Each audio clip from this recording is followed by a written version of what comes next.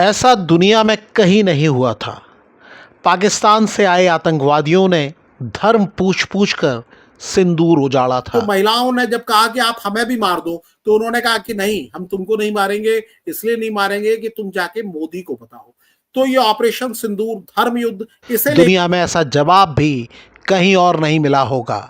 मैं तो इस नाम से बहुत ज्यादा रिलेट कर सकती हूँ, बिकॉज जो नाम इन्होंने दिया है वो एक तरीके से सीधे सीधे दिखाता है कि हम जितनी औरतें रह गई हैं, भाई पति जो चले गए हैं, उनके लिए ये डायरेक्ट इमोशन से कनेक्ट करके इस नाम को रख के हमें प्रूव किया है कि हम हैं खड़े आपके साथ। हम भारत की बहनें हैं, हम आपकी बहनें, और हम लोगों से हमारे पतियों को छीन लिया है। तो मुझे लगता है शायद उसी वजह से ये ऑपरेशन का नाम सिंदूर रखा गया होगा कि और ये ऑपरेशन सिंदूर उन्होंने जो स्टार्ट किया है वो पूरा दहशतवाद खत्म करके ही वो अभी चुप बैठे हैं। और वो सिंधु नाम देके भी औरतों को सम्मान दिया है, वैसा है। उनको कहा गया कि जाके अपने बाप को यानी मोदी को बताओ कि हमने तुम्हारा सिंदूर उजाड़ दिया।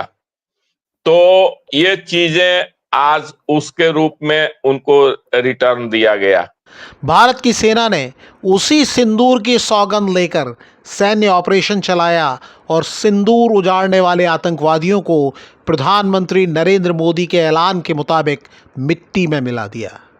आर्मी के पूर्व चीफ मनोज मुकुंद नरवणे ने सिर्फ 5 शब्दों में पूरी कहानी बयान कर दी। जैसा आपने देखा, जैसा आपने सुना, पहलगाम हमले के शहीद लेफ्टिनेंट विनय नरवाल की पत्नी हिमांशी हो, शुभम द्विवेदी की पत्नी अशन्या हो, संतोष जगदाले की पत्नी प्रगति हो या कौस्तुभ गणबोटे की पत्नी संगीता, सभी को भारतीय सेना के ऑपरेशन सिंदूर से सुकून मिला है। हमने केवल उन्हीं को मारा जिन्होंने हमारे मासूमों को मारा।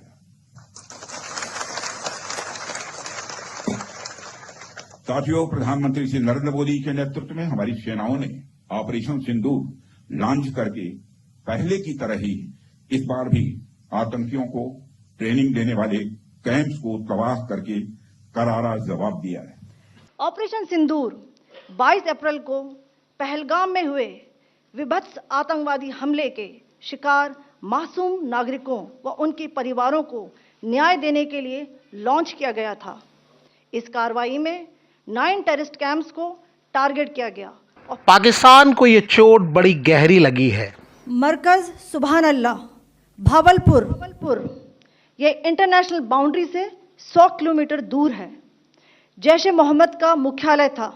यहाँ पर रिक्रूटमेंट, ट्रेनिंग व इंडोक्ट्रिनेशन का केंद्र भी था। कंधार विमान हाईजैक के मास्टरमाइंड और आतंकी संगठन जैश ए मोहम्मद के प्रमुख मौलाना मसूद अजहर ने कहा है कि बहावलपुर में हुए भारतीय हमले में उसके परिवार के 10 सदस्य और 4 सहयोगी मारे गए हैं। बीबीसी उर्दू की एक रिपोर्ट के मुताबिक मसूद अजहर ने बयान जारी कर कहा है कि वो भी अगर मर जाता तो खुश नसीब होता। ऑपरेशन सिंदूर में जिस बहावलपुर को निशाना बनाया गया है वो सिर्फ जैश ए मोहम्मद के सरगना मौलाना मसूद अजहर का ही गढ़ नहीं है। यहाँ पाकिस्तानी सेना की 31वीं कोर का मुख्यालय भी है। पाकिस्तानी सेना के अहम को भी इस हमले ने चोट पहुंचाई है। नेटवर्क 18 की रिपोर्ट में डिफेंस एक्सपर्ट्स के हवाले से दावा किया गया है कि पाकिस्तानी सेना के लिए इस हमले को बर्दाश्त कर पाना जहर का घूंट पीने के बराबर है। वो पलटवार ज़रूर करना चाहेंगे। रिपोर्ट में यूएस की political scientist C Christine Fair के हवाले से कहा गया है कि इंडियन आर्मी ने पाकिस्तानी हिस्से वाले पंजाब के बहावलपुर को निशाना बनाकर आक्रामकता दिखाई है और पाकिस्तानी सेना के अहम को चोट पहुंचाई है। पाकिस्तान इसका बदला लेने का इरादा ज़रूर बनाएगा। अब हमारे सिक्योरिटी एक्सपर्ट प्रशांत सिंह को भी सुनिए। और ये होनी थी और बहुत सही समय पर, बहुत सटीक ढंग से और बहुत ही सफल ढंग से हुआ। और इसके बाद भी हमारी जो तैयारी है, जो जबरदस्त इतने दिनों में 10 दिन 12 दिन जो टाइम लिया गया, उसमें जो हम लोगों ने अपना व्यूह रचना किया वो शानदार रहा।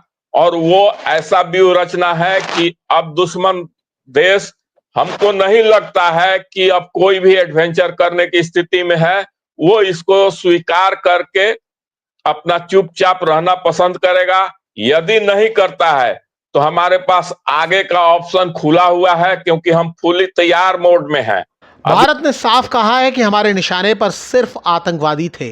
मैं आप सबको बताना चाहती हूं कि किसी भी सैन्य ठिकाने का निशाना नहीं बनाया गया और अभी तक किसी तरह की नागरिक क्षति की रिपोर्ट नहीं है। लेकिन अगर पाकिस्तान की सेना अब भी नहीं संभली तो 7 मई के तड़के जो हुआ वो सिर्फ एक इशारा है, लेकिन इशारे तो समझदारों के लिए होते हैं।